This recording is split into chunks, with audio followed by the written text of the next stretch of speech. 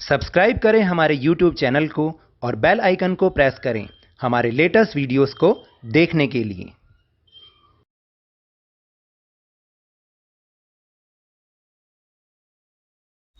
Hello and welcome to Lavnish sir की class. This is शिक्षा निदेशालय राष्ट्रीय राजधानी क्षेत्र Delhi's worksheet number 84 and it is only for class 10 students. It has taken from the subject social science geography and we will revise the chapter manufacturing industries in this worksheet.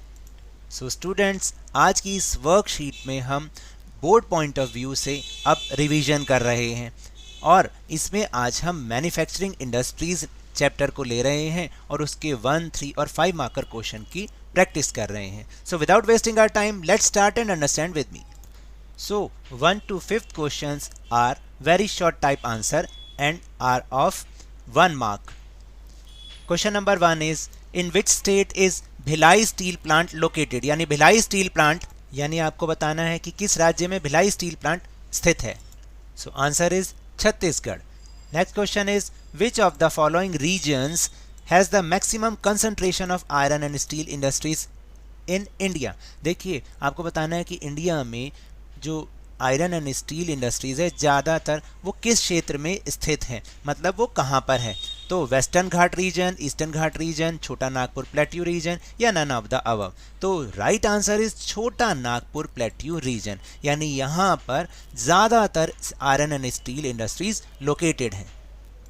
Now the third question filling the blanks. आपको filling the blanks पूरा करना है। Dash has emerge as the electronic capital of India, यानी आपको बताना है कि कौन सी इलेक्ट्रॉनिक कैपिटल ऑफ इंडिया है जो कि इमर्ज हो रही है धीरे धीरे, वो किसके रूप में वो उभरी है।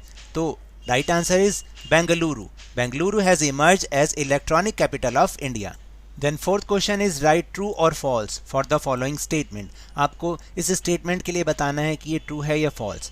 The first successful cotton textile mill was established in Mumbai in 1854। तो आपको बताना है कि जो पहली कॉटन टेक्सटाइल मिल लगी मुंबई में वो 1854 में लगी। इज इट ट्रू और false? Yes, it is true. Then question number 5 rewrite the statement after correcting the underline word. देखिए ये सारे टाइप के क्वेश्चन आपको बोर्ड के एग्जाम में आने वाले हैं। तो यहाँ पर जो अंडरलाइन वर्ड है वो करेक्ट नहीं है, इनकरेक्ट है। आपको उसको केवल करेक्ट करना है और पूरे सेंटेंस को एज इट इज़ लिखना है। जैसे यहाँ पर है United States of America is the largest producer of jute. तो क्या United State of America jute का लार्जेस्ट प्रोड्यूसर है? नो। तो यहाँ पे चेंज करके लिखना है India. India is the largest producer of jute, यानी इंडिया जो है जूट का सबसे बड़ा उत्पादक देश है। Then long answer type questions 3 और 5 marker questions. Question number 1 is write 3 physical factors of the location of industry. देखिए आपको यहाँ पर इंडस्ट्रीज की लोकेशन के लिए जो रिस्पॉन्सिबल हैं वो 3 फिजिकल फैक्टर्स लिखने हैं, या इसको हम नेचुरल फैक्टर भी कहते हैं। तो first is availability of raw materials, यानी कच्चे माल की उपलब्धता। Industries are established near the sources of raw materials, यानी जहाँ पर कच्चे माल के स्रोत होते हैं वहीं पर इंडस्ट्रीज को एस्टेब्लिश किया जाता है। Then second is energy. Energy is required to run machines in industry, यानी जहाँ पर एनर्जी रिसोर्सेज होंगे वहीं पर आप इंडस्ट्रीज को सेटअप करेंगे, क्योंकि एनर्जी जो है मशीन्स को रन करने के लिए रिक्वायर्ड होती है। Then suitable climate, it is also an important natural factor affecting location of industries, यानी ये भी एक ऐसा प्राकृतिक संसाधन है जो कि इंडस्ट्रीज़ की लोकेशन को बहुत ज़्यादा अफेक्ट करता है। अगर सूटेबल क्लाइमेट होगा वहीं पर इंडस्ट्री सेटअप होगी। जैसे कि जूट इंडस्ट्री है वो वेस्ट बंगाल में ही लोकेटेड है। क्यों? क्योंकि वहाँ पर उसके लिए सूटेबल क्लाइमेट है। दैट्स वाई, इसलिए ये जो तीनों हमने फैक्टर्स पढ़े ये किसी भी इंडस्ट्रीज़ की लोकेशन को अफेक्ट करती हैं। Then question number 2 write 3 human factors of the location of industry, यानी इंडस्ट्रीज़ की लोकेशन को अफेक्ट करने वाले 3 ह्यूमन फैक्टर्स को आपको यहाँ पर डिस्कस करना है। First is labour. Where the cheap labour is found industries are establish there, जहाँ पर सस्ता श्रम उपलब्ध होता है इंडस्ट्रीज वहीं पर सेटअप की जाती हैं। Then second is market. Industries are established at that place only when there is availability of market. देखिए जहाँ पर अवेलेबिलिटी ऑफ द मार्केट होती है इंडस्ट्रीज वहीं पर एस्टेब्लिश की जाती हैं, तो ये भी एक बहुत इंपॉर्टेंट फैक्टर है। Then transportation, industries are established in the surrounding areas only when there is availability of cheap and good transport. तो जहाँ पर चीप और गुड ट्रांसपोर्ट की अवेलेबिलिटी होती है इंडस्ट्रीज को वहीं पर लोकेट किया जाता है, एस्टेब्लिश किया जाता है। फिर next question is of 5 mark का question, why are jute mills are mainly concentrated in West Bengal. ये बहुत ही इंपॉर्टेंट क्वेश्चन है।